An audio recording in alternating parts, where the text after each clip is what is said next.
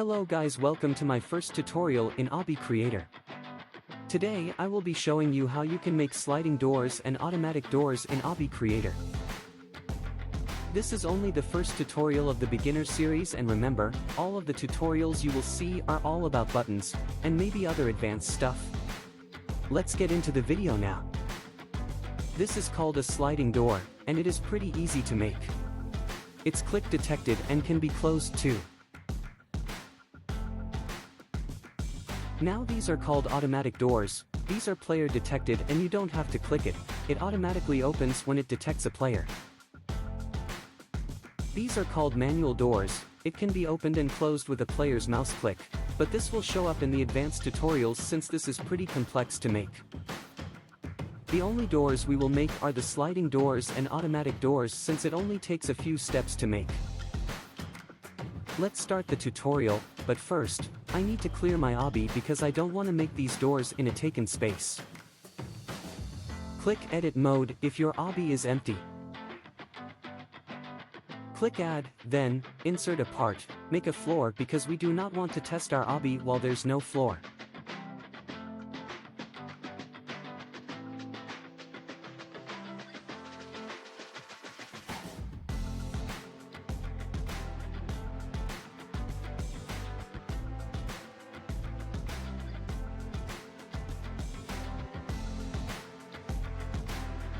I think this floor is good.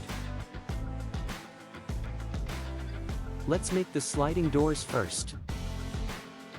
Click Add again, then, go to Moving Parts, and insert a moving part. You can move the moving part to anywhere you like, but, when making a sliding door you need to make it move to its side. Resize it to look like a door.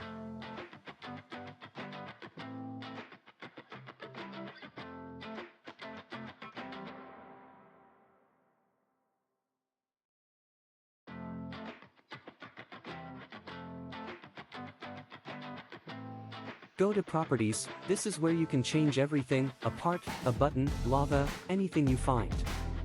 A button's behavior can also be found in the properties. Go to Color and change to a cyaneish color.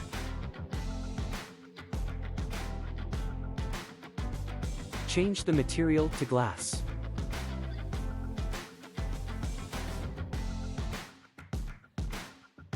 Change the transparency to 0.5.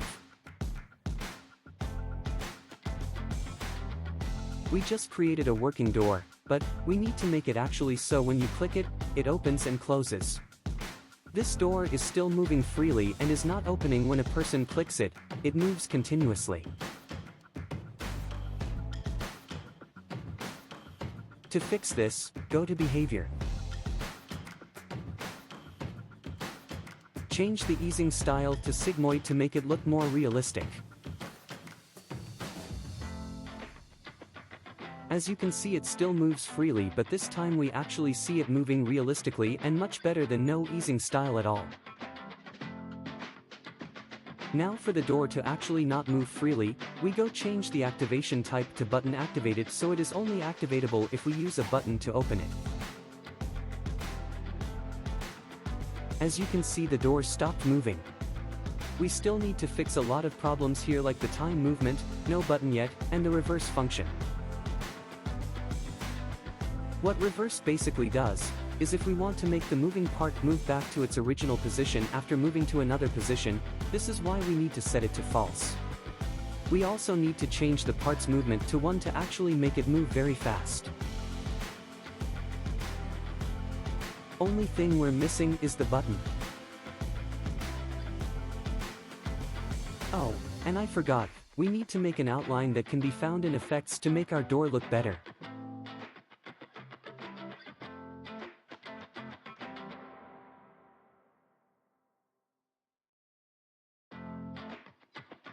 Change the color of the outline to black. Remember, the outline is only optional. If you don't want any outline, then that's fine.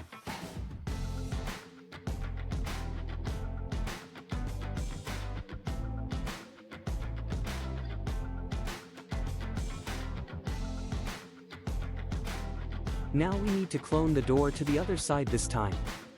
But make sure the doors don't collide when they meet each other, so slightly move it to the back.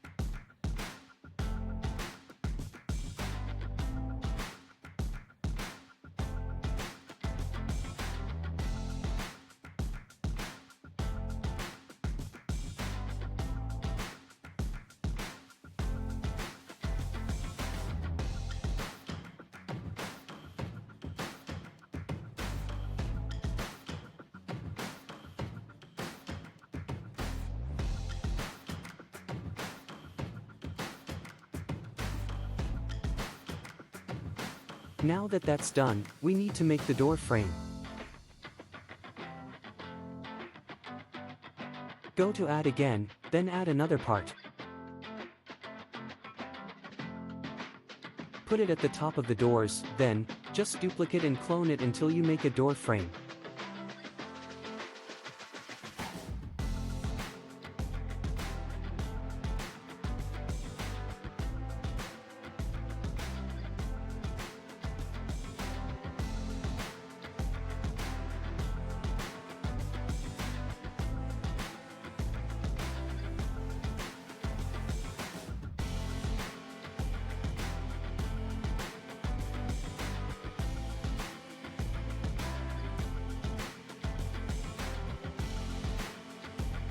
Now that that's done, all we need to do is make a button. Just gonna showcase it real quick, hehe. Now click Edit Mode, then click Add again, then go to Advanced Parts, add a button. Place it at the middle of the doors and move it in between the two doors.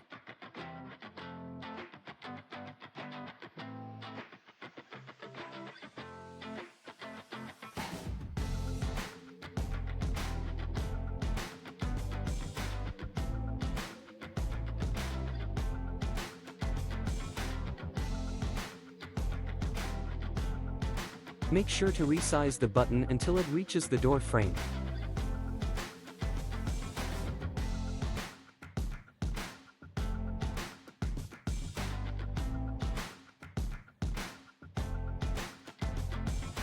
Adjust it a little bit and resize if too big.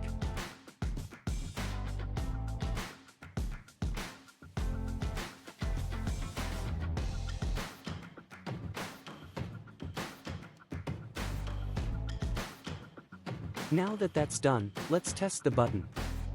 Buttons are basically activators of parts. You can change the behavior of a button by going to the properties. In this case, we make the button invisible and non-touchable by doing can collide to false and transparency to 1.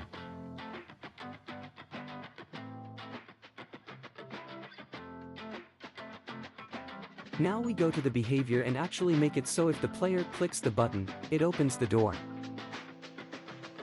I want to set activate for others to true so other people can see that I opened the door, but this is optional. To be more clear about activate for others is used if we want for other players to see that we activated something from that button, but if we set it to false, then they would not see that we activated a part.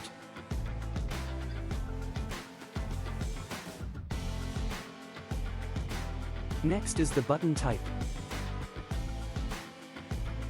Change the button type to activate parts. So activate parts is basically a button type when you want a moving part to actually move. That is why we set the door to be button activated. Now, the other button types. Parts visible is used if we want to make parts visible. Parts invisible is used if we want to make parts invisible, unlike parts visible.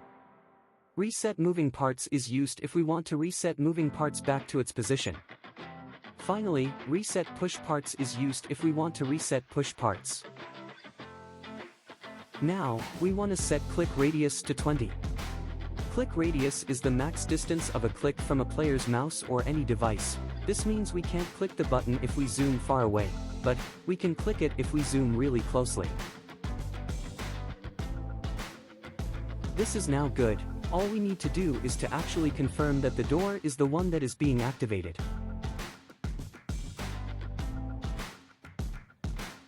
To do that, click Edit at the bottom of the behavior. Edit is basically going to edit the parts we want to activate from the button. we can select them by clicking on them.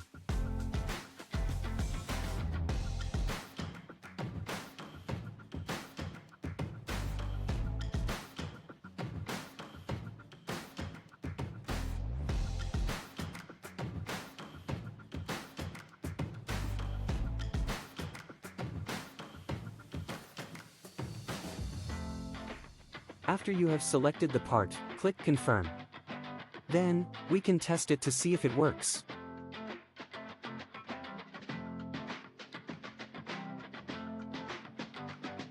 Voila! It works! So this is our sliding door, which is pretty neat and pretty easy to do. I hope you found this great, because we still have one more door left to make.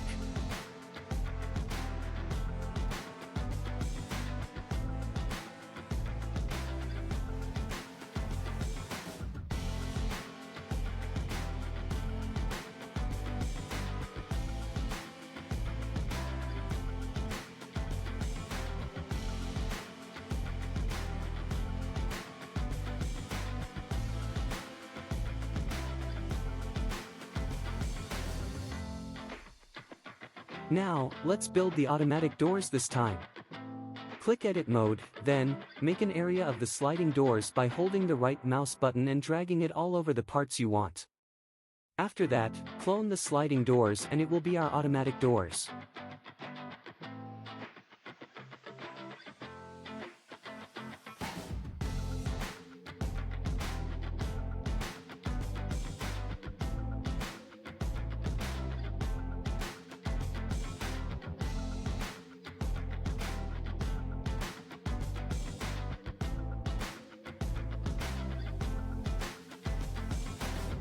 Let's move the button first so we can edit the doors much easier.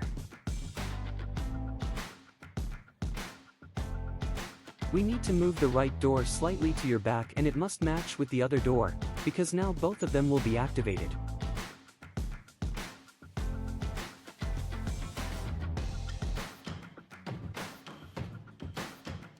We need to make the doors move beside them so it can move smoothly and cleanly.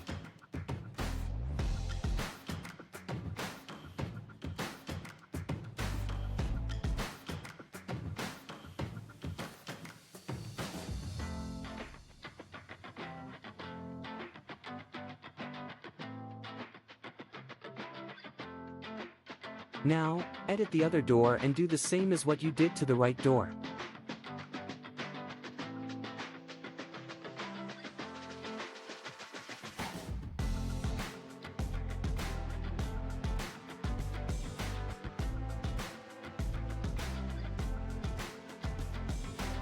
Move them a little bit. I think this is going to budge. Pretty much all we need to do is change the reverse function and the button's behavior.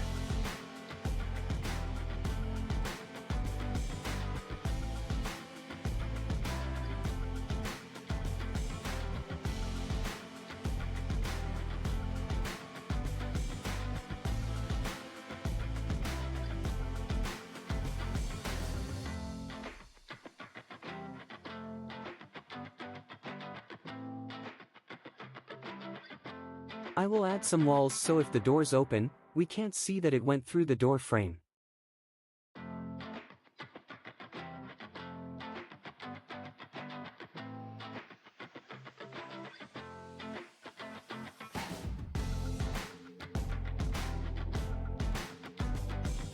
Now, let's go to the button's properties and behavior. This time, we might want to set the click radius to 0, because we do not want to click the automatic doors because of course they are automatic, so it's only player detected if they want to go through the door. We now need to set the door's reverse function to true because we want it automatically opening and closing without a click's help.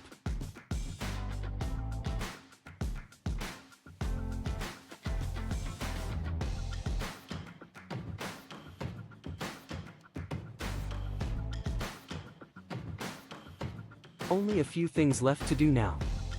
We need to click Edit, then select the two doors, and after that, all we need to do is to resize and move the button.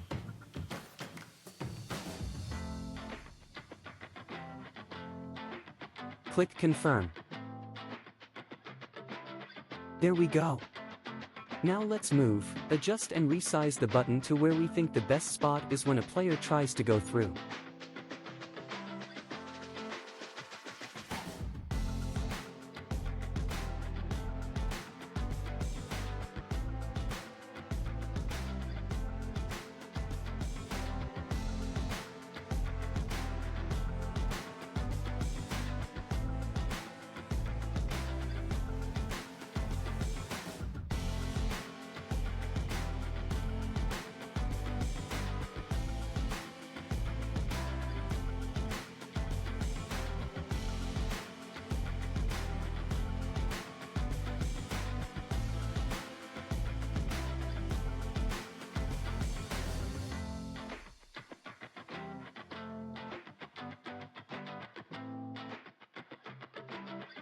I think that's good.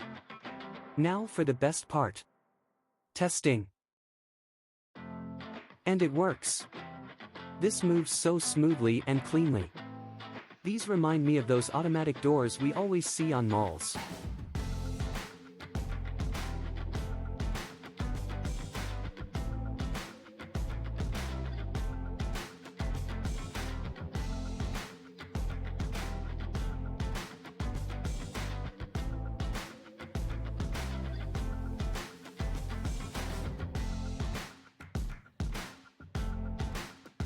We got ourselves a working sliding door and a working automatic door for the first button tutorial. Thank you for watching, and I will make more of these button tutorials soon. Next tutorial is all about making light switches or on and off switches. Just wait for the other tutorials. It will be on the beginner tutorial playlist all about buttons and other mechanics in Obby Creator.